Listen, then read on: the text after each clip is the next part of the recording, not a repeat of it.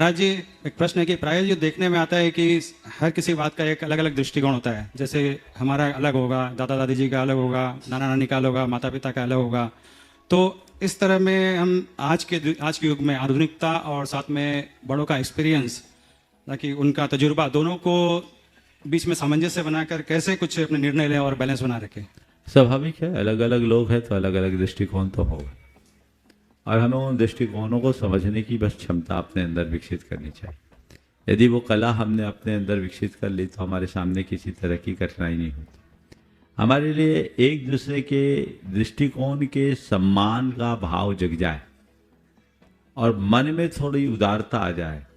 मैं ही सही नहीं, सामने वाला भी सही हो, मेरा ही खरा नहीं, खरा है वो मेरा, ये दृष्टिकोण।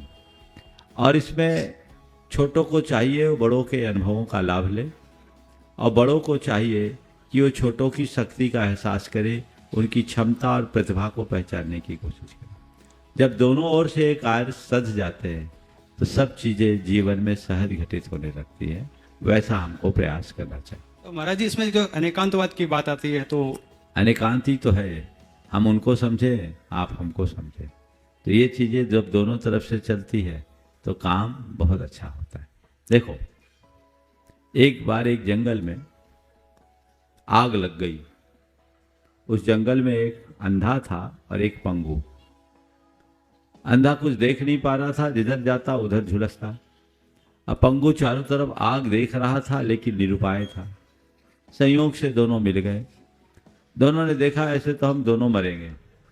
तो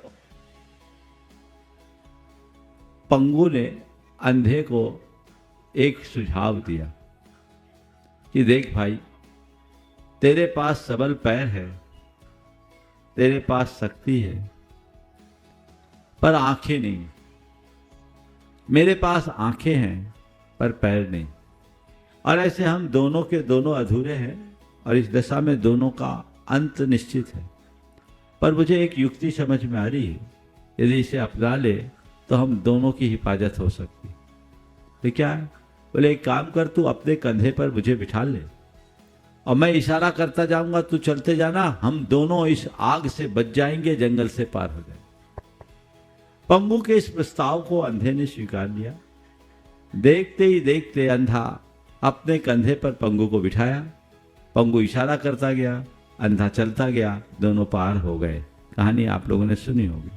मैं इतना ही कहूँगा, आज की नई पीढ़ी के पास शक्ति तो है पर अनुभव की आंख न होने के कारण अंधी है, और पुरानी पीढ़ी, उनके पास अनुभव की आंख तो है पर शरीर में सत्य न होने के कारण वो पंगु है। यदि पुरानी पीढ़ी के, नई पीढ़ी के लोग पुराने पीढ़ी के लोगों को अपने कंधे पर बिठा करके चले तो सारा तालमेल हो सकता है और दोनों सुव्यवस्थित आगे बढ़ सकते हैं। ऐसा दृष्टिकोण होना चाहिए। प्रशंसा चाहे कितनी भी करो, किंतु अपमान सोच समझकर करना चाहिए, क्योंकि अपमान वो उधार है जो अवसर मिलने पर हर कोई ब्याज सही चुकाता है।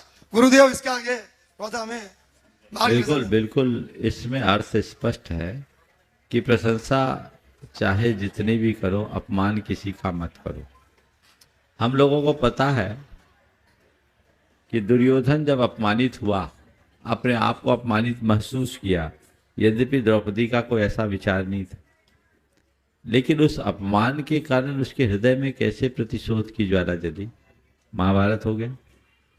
कभी किसी का अपमान मत करो, क्योंकि अपमान करोगे तो वह उस व्यक्ति के हृदय में प्रतिशोध का रूप ले सकता है और वो भयानक विषम परिस्थितियों को निर्मित कर सकता है। इसलिए बस